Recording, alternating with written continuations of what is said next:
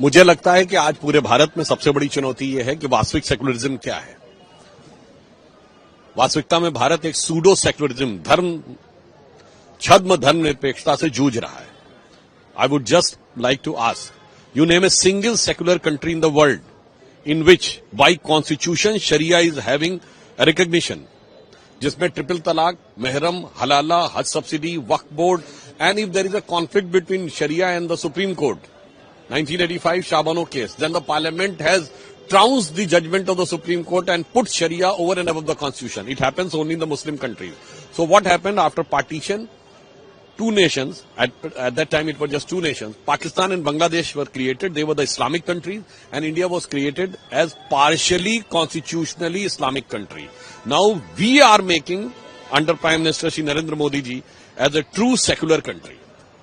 Sir, एक तरफ बांग्लादेश में जो माइनॉरिटीज है, जो हिंदू है, उन लोगों का हत्या हो रहा है, बंगाल में वही से हिंदुओं का हत्या हो रहा है। बंगाल का यह चुनाव दो भविष्य को चूज करने के बीच का चुनाव है। एक कि बंगाल के कुछ इलाकों को प्रैक्टिकली बांग्लादेश बनना है, या बंगाल को 21st सेंचुरी में, इस अमृत काल में विकसित भारत के स्वर्णिम युग की तरफ आगे बढ़ना है।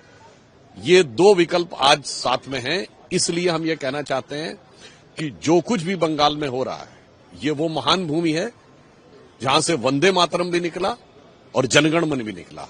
ये तृणमूल के जमाने में तो बंगाल में बहुत सारे घोटाला। देखिए, प्रॉब्लम क्या है कि पश्चिम बंगाल की सरकार इस कदर करप्शन में है।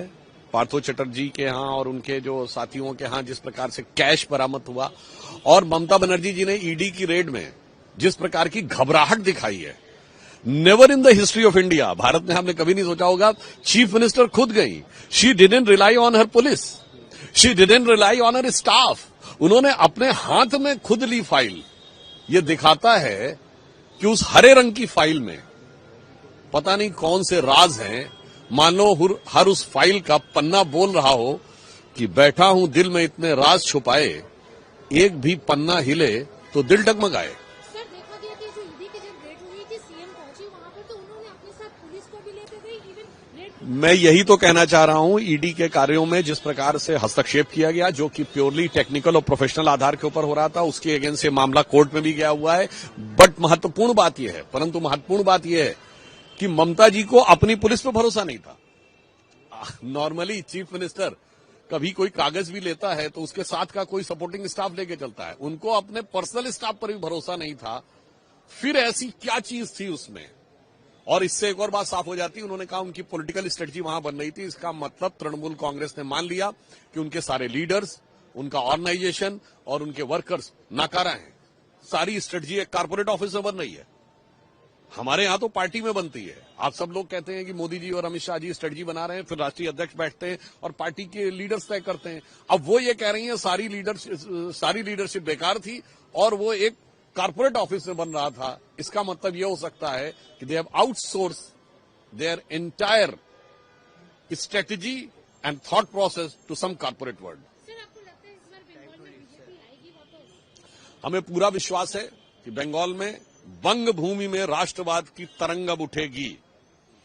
और पिछली बार हम 3 से 77 पे आए, 38% वोट मिला, तृणमूल कांग्रेस को 48% मिला था। 5% का डिफरेंस है और वो पूरा होगा और 2/3 से अधिक मेजॉरिटी के साथ हम आएंगे। और आप आश्वस्त रहिए, देखिए, पूर्वी भारत में शक्ति की आराधना होती है, तो मां त्रिपुर सुंदरी त्रिपुरा में, मां कामाख्या असम में और मां काली कोलकाता में। तो मां त्रिपुर सुंदरी का आशीर्वाद हमें मिल चुका है, हमारी वहां सरकार है त्रिपुरा में दूसरी बार। मां कामाख्या का आशीर्वाद मिल चुका है, असम में सरकार है।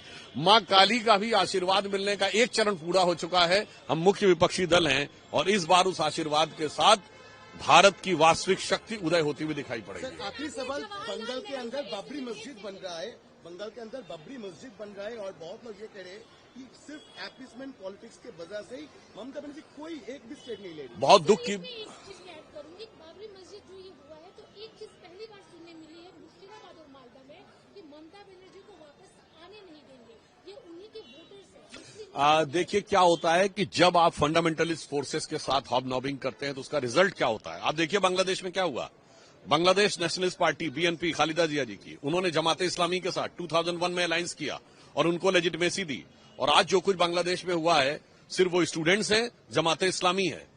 बीएनपी के लिए तो पोजीशन बहुत खराब है।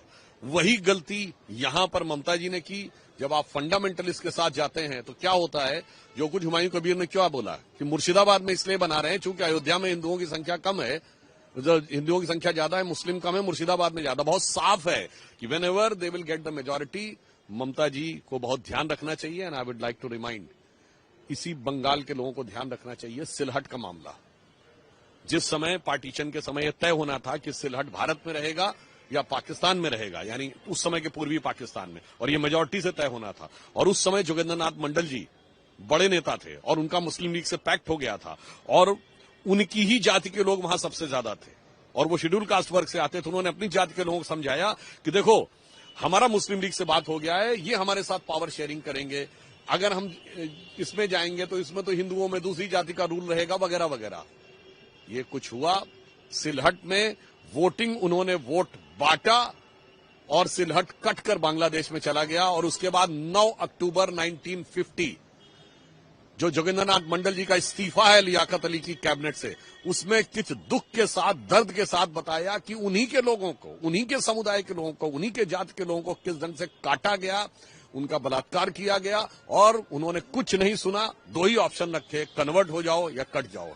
तो मुझे लगता है सिलहट का उदाहरण ध्यान रखना चाहिए। इसके बाद भी अगर कोई आग से खेल रहा है तो उसे याद रखना चाहिए जो अटल जी ने कहा था, चिंगारी का खेल बुरा होता है, औरों के घर में आग लगाने का सपना अपने घर में ही सदा खरा होता है। तो बचने वाला उसका भी नहीं है। आपने नेहरू का जिक्र करते हुए कहा कि उन्होंने देश को आंशिक रूप से मुसलमान बना दिया था, इस बारे में क्या?